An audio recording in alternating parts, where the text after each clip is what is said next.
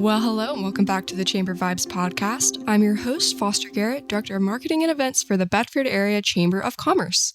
If this is your first time listening to the podcast, welcome. Let me just tell you what's going on.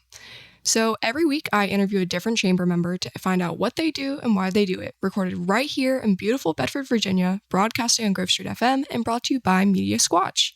Before we get to the actual podcast, though, I do want to tell you about one of our upcoming chamber events. Our big event of the year is our annual gala, and this year happens to be our 85th anniversary. So we will be commemorating this milestone on September 12th from 5 to 8:30 p.m. at Cedar Oaks Farm in Bedford. Our gala is always a great time. It's our biggest fundraiser of the year, and we also revealed the recipients of our Excellence in Business Awards at this event for the very first time. So it is an amazing time. We have a big silent auction. We have amazing sit-down dinner. And Cedar Oaks is one of the most beautiful places in the Bedford area, which is saying something because there are a lot of wonderful places in this great area. But if you're interested in attending, I do recommend to go ahead and get your tickets because we have just reached the halfway point and we have over a month left before the ticket sales are supposed to end. So get them while they're hot. You can go on bedfordareachamber.com to find out more. We have this event and many, many other events on our calendar on our website. And if you want any more information about anything, whether it be our mission or event related, you can call us. I'll drop our phone number at the very end of the podcast, so make sure to listen all the way through. But without further ado, please allow me to introduce today's guest, Todd Childers with Mission Link International. Welcome to the podcast. Thank you. Thank you for having me. Of course. I'm glad you can make it this morning. Yes, it's a beautiful morning and the rain has eased up. So That's true. When I was driving here, I live off of Smith Street, so there's that beautiful overlook in that little crook on South Street where you see the peaks, and there are all these great big fluffy white clouds come down over top of them. Oh my gosh, it's such a beautiful view. Yes. Well, I was away a week ago and it was very dry, and coming back, and then I think you've gotten like 3 inches Yes. in Bedford in the last 3 or 4 days. And so, yes. So it's a good to be with you this morning and to talk a little bit and share about Mission Link. Yeah. So before we kind of dive into Mission Link, can you tell us a little bit about yourself and then how you became involved with Mission Link? Sure. That could be a very long story, but let me try to keep it short. Basically, having been called to the ministry and entered the gospel ministry back in the year 2000, I then started filling in at churches here and there for a couple of years. Became a pastor in 2005, Norwood Baptist here in Bedford, and was there about 9 years. And during that time, around the year of 2012, I took my first mission trip to Africa. So as far as going overseas, I had been in the Navy and a war veteran, Persian Gulf War. So I'd been around the world already. So, world travel wasn't new to me. But as far as being there for a different cause, a different reason, kind of shaped then the next 5 years or so. So every year since 2012, I kept saying, well, if basically it's God's will for me to go, then he made a way each year. And so I've been back every year since. And then I left Norwood and went to a different church and continued with missions. And it was about 2.5, 3 years ago, the director of Mission Link International, who I first went to Africa, Uganda with, he put in his name for resignation and was looking for new directors. And so having been with them for about 10 years or so, they looked at several different individuals and we tried them out. And I felt then the calling again to step out from behind the pulpit and do missions full time. So I put my name in the hat, and my wife came on board eventually. And so now she's been to Uganda several times with our team. And so now about 2 years I've been in this role of director of Mission Link International. And so it has taken on, really it's a lot of the same, but we do things a little differently. The Mission Link itself began back in 98, 96. And so moving forward, trying to involve more social media content and enlisting people. But with it having been over 20 years existing, it already had a kind of a firm base of supporters. And so basically just reaching out and going on mission trips. And so it's not only mission trips, but without jumping into that, get back to me. Pastoring, I guess 18 years. So 9 years in one church and 9 years in another. So 18 years or so total. You could say basically 20 years because I didn't pastor until 2005. But having that and then attended Liberty University and obtained my degree and then moving forward. And so basically we all need to kind of find our place. And I think I'm where exactly I'm supposed to be with the Lord. And so that's when we find purpose, and that's kind of where I'm at now. So I'm at home with Mission Link and not having to move because it was housed in Charlottesville. Oh, really? And so once the former director stepped down and then the directors voted on me to become the new executive director. So we have a board of directors, most of them in Charlottesville, some here in Bedford County now. And so it's changed my life really completely as far as stepping out on faith. Truly, you being a pastor of a church is really like a job, and you have a support system there. And then when you step out of your comfort zone and go do missions, and then you really are leaning upon donations and support, that's a whole different ball of wax, so to speak, to live that way. So it's been very interesting, and I'm blessed. That's an amazing story. I think that thinking about what your first experience going abroad might have been like with going on a mission, because you have been abroad before, but like you said, the purpose of it and the being a part of like a culture and there to serve people rather than there to do your job, it's very different. So that's really cool. And I like what you have to say about people finding their place as well, because I mean, it can take a long time. Not everybody is as lucky to find something that, they can dedicate their whole life to. Because really, how many missions a year do you typically go on? Well, how many trips I take, and then mission trips as far as gathering teams, we try to work around and move up to 2. We've always been doing 2 a year, and we've been trying to increase it since COVID, because COVID did a lot of damage in the church and ministry and missions and everything. And so typically I go overseas about 4, maybe 5 times. Wow. Each year. Trying to cut that down, but then the stays and the term will have to increase. So like if I go over there 3 times a year to take care of all the administration parts of ministry and the missions, because we have paid staff in Uganda. And we have 2 other pastors in Kenya. Oh, wow. That are basically self-supporting, but most of the donations come through our organization as a nonprofit. And but we just came back from one in Kenya in June, and we had a team from Iowa and people I've never met. Well, the one lady, I shouldn't say I've never met all of them, but one lady, she's been a supporter for 12, 15 years, something like that.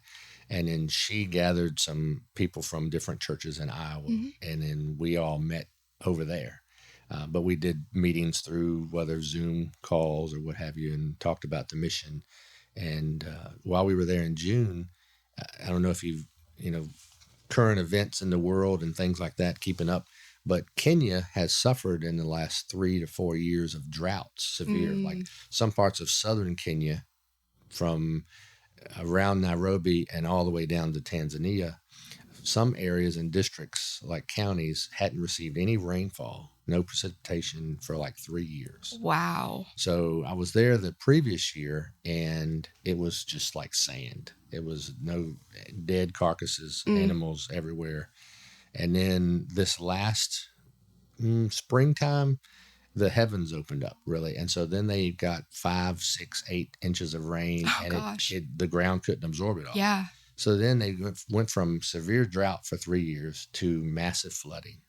And so then they're just either, a lot of the very destitute, poor areas, those people really suffered. So while we were there, we raised funds, and we took food. We ended up doing that, a lot of that work ourselves, to have some team building experience, where we packaged 700 2-kilogram bags of sugar, rice, Wow. put them all together, and then it fed about over 700 and some families in a certain poor slum area of Nairobi. And so doing work like that is great humanitarian type work, and it does give us a sense of purpose and feeling good. But ultimately, it's all about sharing the love of God with people, because people will go, and there are many humanitarian organizations in the world, but our cause as Mission Link is to be the link between churches here in America and those in need, or other churches in, whether it be Kenya, Uganda, Tanzania, where have you. And so that is truly trying to partner them up, because we're supposed to be all taking care of each other, and that's truly our calling. I've had many jobs in my life. I've worked in banking, insurance, welded, worked at McDonald's for about 6 months till I couldn't handle it as a teenager. But really, isn't all of our calling and our jobs in helping to fix a problem? Mm-hmm. And then the problems always deal with people. And then, because we're always then helping people, you can look at it that way. When you're at a bank, you're solving financial problems that have to deal with people. And same thing with insurance and everything else in life. So by us going over there, whether we're building widows' homes or feeding the hungry, what have you, we're there, and many people want to know why we're there. And then we just share, well, God loved us, God saved us, and then we share the whole purpose of the gospel. And it's not that we're there to try to convert everyone. The whole purpose is to show them love. In fact, that's what Jesus said, is that we would love one another so that people would know that we are his disciples. And he said that right after he finished washing his disciples' feet in John chapter 13. So it's an amazing thing to sit back and look. And sometimes it's overwhelming of the cause and the purpose that God has put on each of us. And I think we kind of overlook it or take it for granted in ways. Oh, absolutely. I think everything you just said was amazing, first of all. I can tell that you're a pastor. But it made me think of something. Are you familiar with Anxious for Nothing? I've heard of that. So they're a nonprofit in Bedford, and their mission is to share the love of God with community members in the Bedford area. And I happen to know Carla, who's their executive director, and her daughter decently well. And they run a community center over off of Blue Ridge Avenue, near where Peebles used to be. Okay. In that same strip mall. But the amount of people that they're able to help, especially youth, is incredible, because what they do is they just let people come and they feed them and they serve them and they play games and they do skateboarding and they give people a place to gather where perhaps otherwise they didn't have anywhere to go. And they do all of it because they want to share the love of Jesus with people. But you don't have to be a believer. You don't have to be strong of faith to go. Right. Everybody benefits because they were so loved by God that they just wanted to share it with others because they realized there was a need for it. Exactly. And so it's very similar to what you're doing, but more on a local level. Right. So I just thought that was very interesting. Well, there's local missions and there's global missions. And, we need both of them. Absolutely. And, a lot of I won't say pushback, but a lot of the feedback I would get from people here, churches in America, and mostly from those that don't believe or attend church or whatever. They'll give some feedback, or in a way, a kind of pushback. Would say we need to take care of our own. We need to take care of America. And having been in the military, and now been in many countries around the world, in very poverty-stricken areas, even the most poorest people in America are among the richest. And that's hard for people to grasp. They say that can't be true. If you do research, you will find that out, that even there are so many organizations here in America that people can access to get help. Food banks, even locally in Bedford, they give food to people throughout the month if they need help. They don't have that in third world nations. If they do, it's corrupt, and the elite and the very rich still get all the free food. And so, I guess one of the things, as you mentioned, who we share the love of Christ with, or who we help feed the hungry or give out things to, or what have you, it's not about the things, but we don't discriminate. We can't say, well, we're only going to feed Christians and we're not going to feed Muslims. We do both. In fact, one of the greatest testimonies that I share when I visit churches is, it was about maybe the third or fourth year going to Uganda, and we went into a predominant Muslim area, and we were helping a local pastor there that had finished being trained through one of our schools. That we'd have different remote satellite schools where our teachers that have graduated through the year-long course that we offer through our teachers, they then go out and want to plant a church. So we were there doing a medical mission. We had tents set up, doctors, nurses, what have you. And the local imam of the local mosque was, and usually that's how it works. The imam, the elders of the local Islamic mosque will stand off and watch. And they were just watching. And it was after that full day of mission there and treating, 500, 600 people. And, Wow. And that's a normal day when we go into a village. Sometimes there'll be that many children, 500 children waiting for our VBS activities. And so what happened was, after that day, we pulled away and we shared Christ with many people.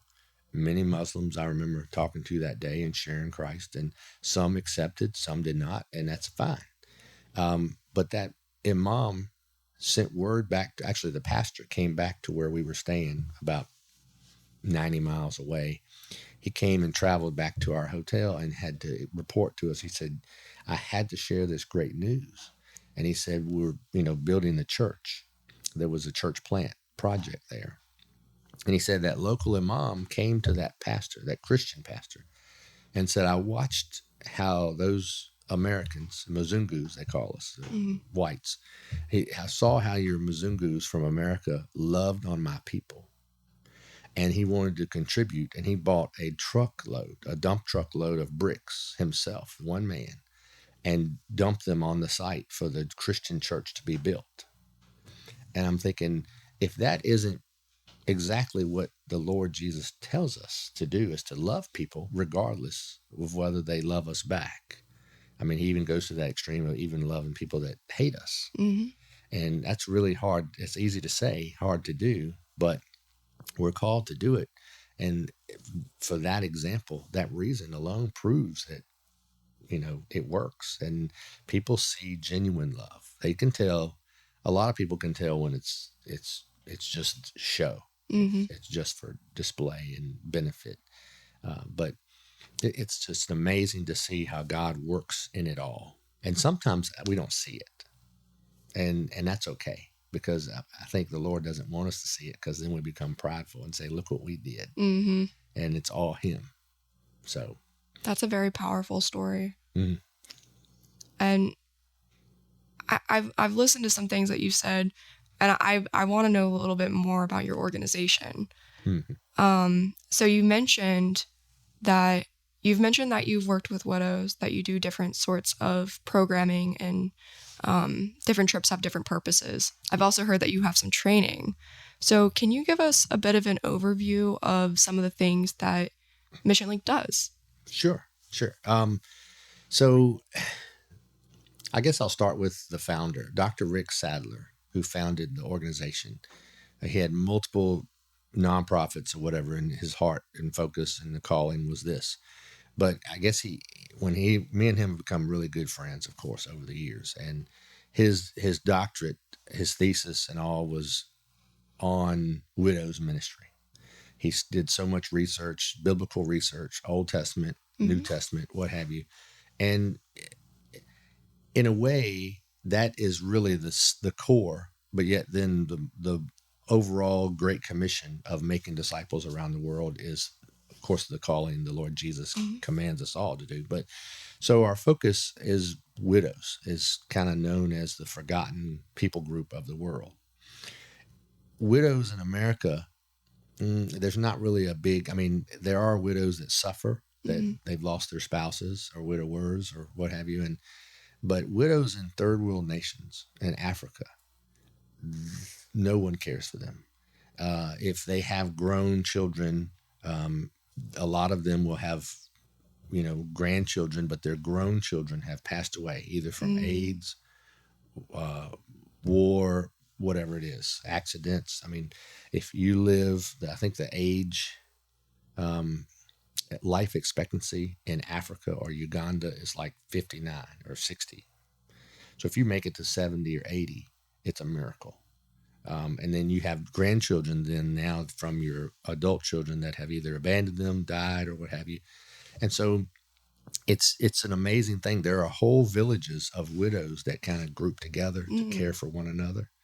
And so we've gone into 2 different villages. We're about to go into a third because those 2 villages, one of them has about like 30 to 40 widows in it, and another one has about 70 to 80. So right now, even through our sponsorship, we have Adopt a Widow program. There's Adopt a Orphans everywhere. You see it on TV all the time. Adopt this child, adopt it. And I started advertising last year on Facebook and social media, and I got a lot of response. And people said, I've always heard Adopt a Orphan. Never have I heard Adopt a Widow. And so we have that widows ministry where people can sponsor a widow for $30 a month. And that gives them basic staple items, salt, sugar, rice, beans, what have you. We distribute those. That's part of every mission trip that we go to when we go to Uganda. We set aside a whole day to spend time with these lovely ladies. And I've got pictures, of course, the people can't see them, but I'll share them with you. But, being with them is the highlight of every trip, even though we do and see miracles happen elsewhere. So that's one of our objectives. The second one is training pastors. So we have the Mission Link Christian Study Centers, and we have 4. We did have 5. One of them has ended, but we have 4 remote satellite schools going on in different places across Uganda. Now, to be familiar with Uganda, Africa, you could fit almost 2 Americas or 3 inside of Africa. So African nations, so people look at Uganda and say, oh, that's small. No, Uganda, if you look at it, is the size of Oregon. Oh, wow. Right. So it's huge. And I think they say estimate population is around 30 some thousand, probably 40, because they really don't count all the people that live out in the villages areas. So the goal for years, our headquarters is in Jinja, Uganda, which is right on Lake Victoria. And Lake Victoria is another beautiful site, second largest lake in the world. Freshwater, but it's not so fresh. So we had schools in Jinja for about 10 years or so, and then the attendance dropped. So then we decided to go out. So we have 3 pastors that are teachers, and they have, I would say, almost like master's levels of seminary degrees, even though they don't have U.S. certificates. And each of them will ride public transportation for hours, then get on a boda, what they call a motorcycle, and they'll ride that for another couple of hours through burning fields of corn or sugar cane to get to these remote areas. So, and I'll actually be there in October up near Sudan, attending one of the graduations. So I have the privilege as the new director to attend all graduations and hand out the diplomas to That's awesome. to these men and women that get certificates. And so that is probably the highest calling I believe our organization does. Yes, we take care of widows. We love it. That's just an added blessing to take care of widows. We have about 115 or so that we care for now. We lost two widows. I was able to attend one of our widows that passed away, her funeral in April when I was there in Uganda. And that was, just culturally attending weddings and funerals in Africa. It's an experience. And so I won't get into that. But anyway, so training pastors, widows, and then we have multiple things else that we do. We take care of street kids that have either runaways or been abandoned by their parents. And we have a deaf school. We had donors 10, 12 years ago that donated, and we have a whole compound that we've been able to purchase property. And we had, before COVID, we had about 70 to 80 some students that are deaf. And in Africa, deaf children, the parents treat them like as if they have a curse and they cast them away because they're mute or whatever. They can't talk. And so it's pretty sad. And so we have people that give to that every month, and we keep that operation running. And so it's down since COVID. It's down to about 30, and it's slowly building back up because I tell them they need to advertise more. So, but so many things I could say. And in the widows ministry, in the last 2 years or so, 2.5 that I've been involved as being a director, we've built, I think we're on our 5th widow's house. So some of these homes that we had donors to donate to support, we've built a house from the ground up, and the average cost can run anywhere from $3,200 to around $4,000, and that's a house. That's a brick house. Now it's not a mansion, but if you were to come with us and see where these ladies live in, grass thatch roofs, huts that are the mud dung walls where they've packed mud and cow manure together, and they live in these, and the termites have eaten the twigs and sticks, and the whole home is just leaning almost like a 45-degree angle. And so we're able to do that and try to save and give them some kind of decent way of living, because we don't know how long they will live. But if you were to see, I have some YouTube videos out there on our Mission Link YouTube channel, and I've put some of the some of the widows celebrating receiving a home and dancing and going into that home and praising God and just shouting and doing their cultural yell. It's too high pitched for me. I can't. But it's just an amazing thing. So, three things: training pastors, and then they go out and train other pastors. And these are Uganda and Kenyan pastors. In Uganda, Kenya, we're trying to start another training facility in Eldoret, and that pastor's agreed to start that sometime probably in the near future or 2025. So we just finished helping him build a home. These pastors sacrifice so much. If they will, if they get donations or donors that give them money, they put it into their church, and then they live in a shack where literally like 2x4s and metal that's screwed onto 2x4 walls. And I've stayed with some of them, and it's why their children are sick often, because they have no protection really from the weather.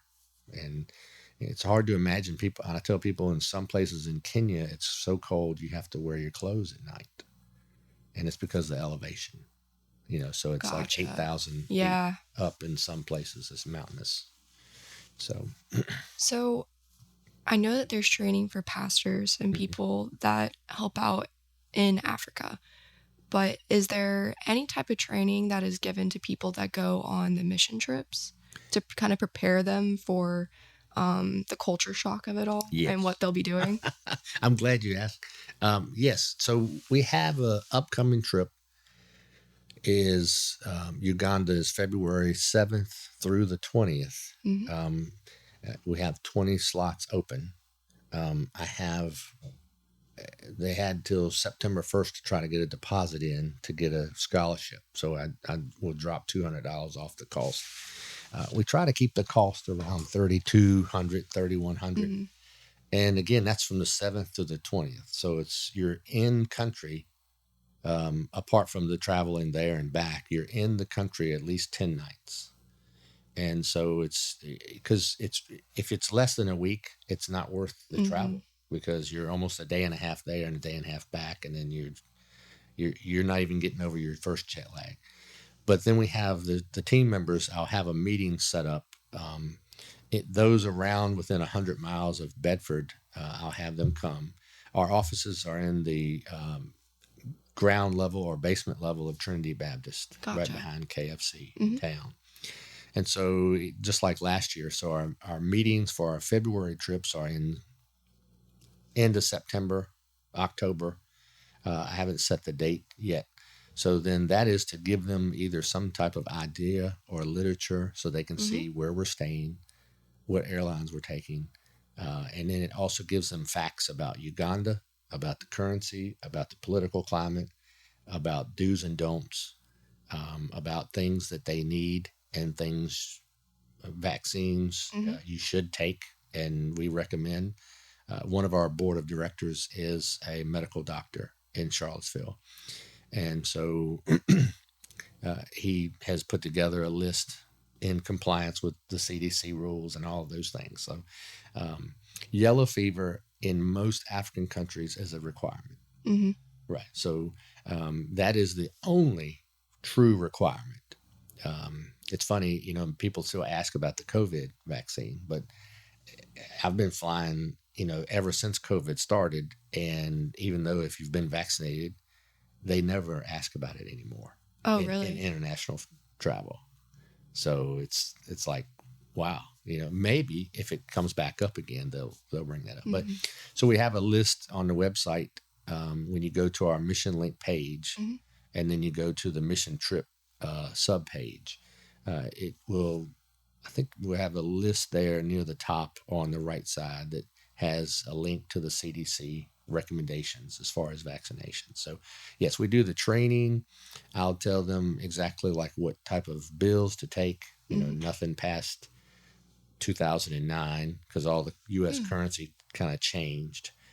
So if you bring, 20s, 10s, or 5s, you're not going to really get them exchanged. You can use them when you're buying little, crafts or whatever in the marketplace.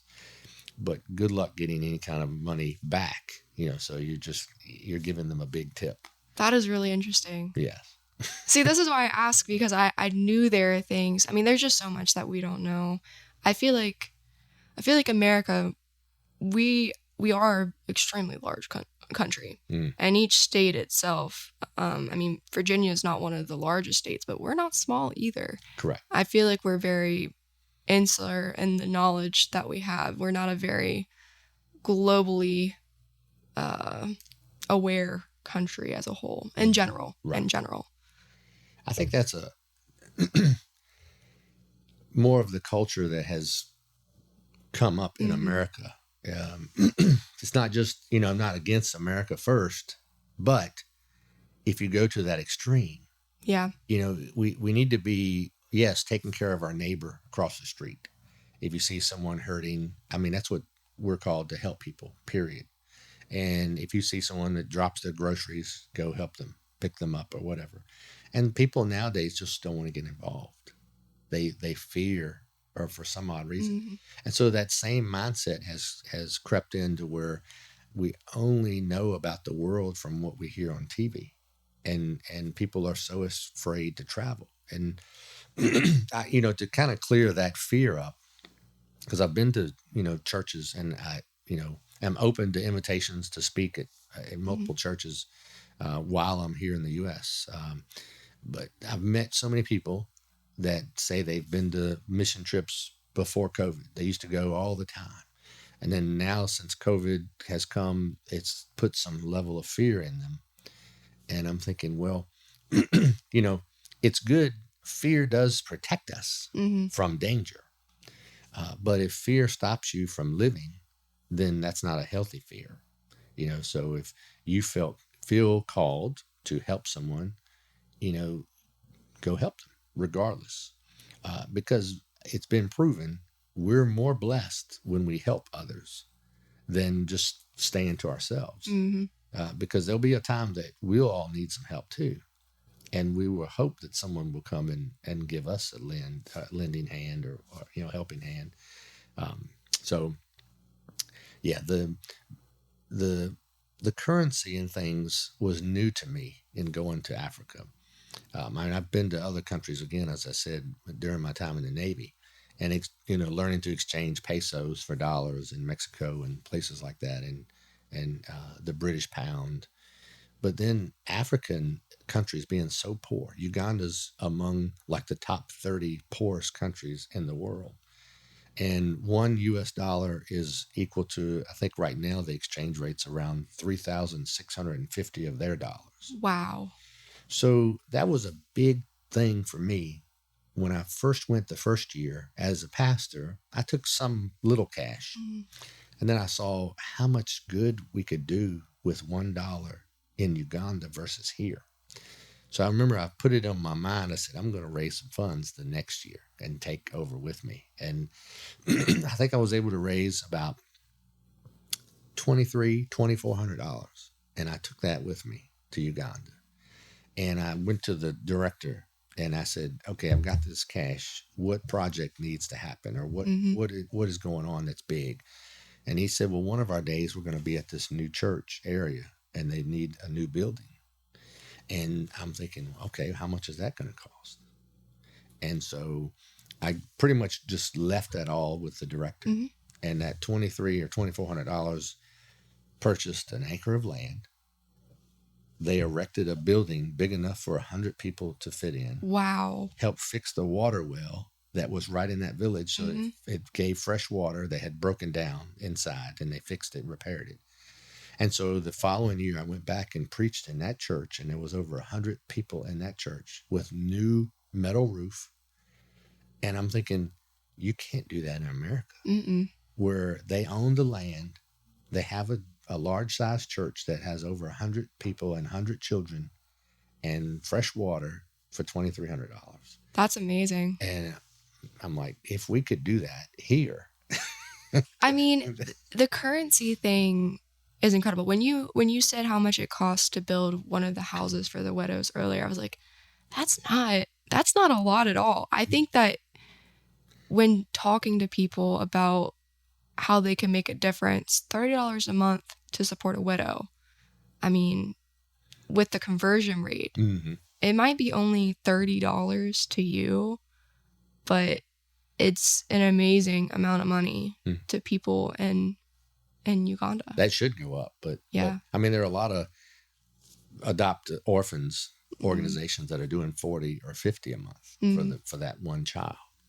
And here we are doing a widow with dependents of her own, and we're doing 30 a month. But again, it may increase in the near future if the economy keeps, getting worse and the inflation and all. But we're still making it work. I mean, we have donors that give, and in our monthly newsletter, I send out a mailing or email. So if whoever's listening, if you want to go to missionlink.org, on the very bottom of the first page, there's a place you can just type your name and email address, and you get on that newsletter monthly list. And so we share about pictures of showing you the widow's home that was recently renovated, the latrine, the outhouse that they use. They don't have indoor plumbing. And so latrines are a big thing. and we repair latrines for like $500. Wow. So that's sometimes digging them a new 30-foot hole and a new concrete slab, bricked around it, and a place for them to even bathe. Because again, that's a sad thing when you go visit and you see what these 70 and 80-year-old ladies have to crawl out in the pitch dark of night to use the restroom. And it's kind of hard to, when you share things like that, to not get emotional.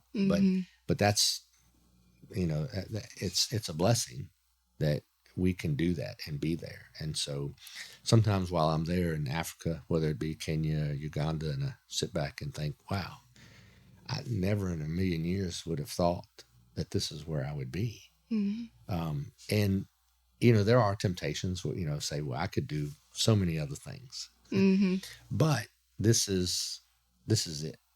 And I love it.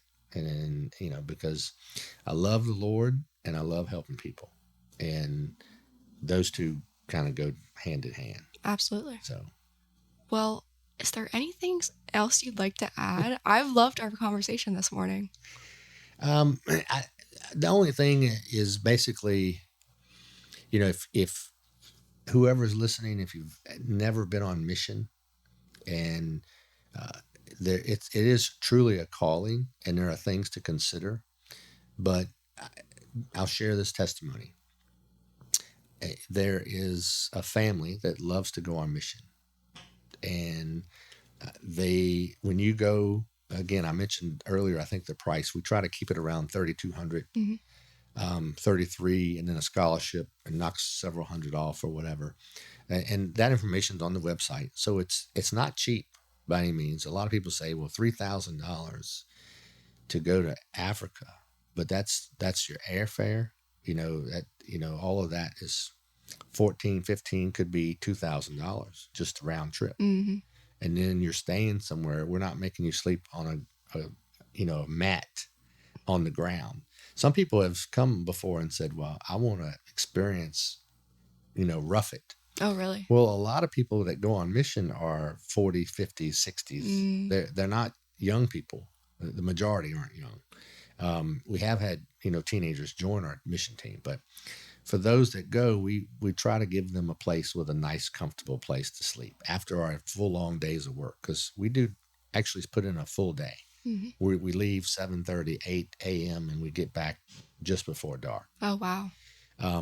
But I would just say, if the Lord is calling someone to go on a trip, whether it be to Africa, to Guatemala, wherever the Lord opens doors, I would say take the Lord up on his calling. If you feel like you want to go, you feel led to go.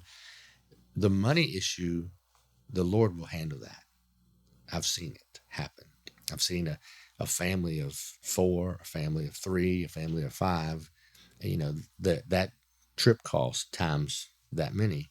That's a big chunk of change. And I've seen where donors have come in and just said, okay, I'm going to help that family.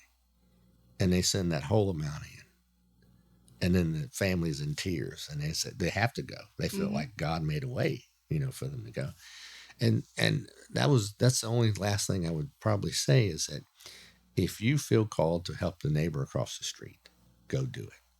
If you feel called to go help at your local food bank, go do it. The same with global missions. If you feel called to go overseas, I put on our little business cards on the back I have love that crosses oceans. So because I saw that somewhere one time, and I don't think it's trademarked, but so, and truly that's what moves us. Everything we do should be based on genuine love. And then people will be drawn to not us, but what moves us to do those things.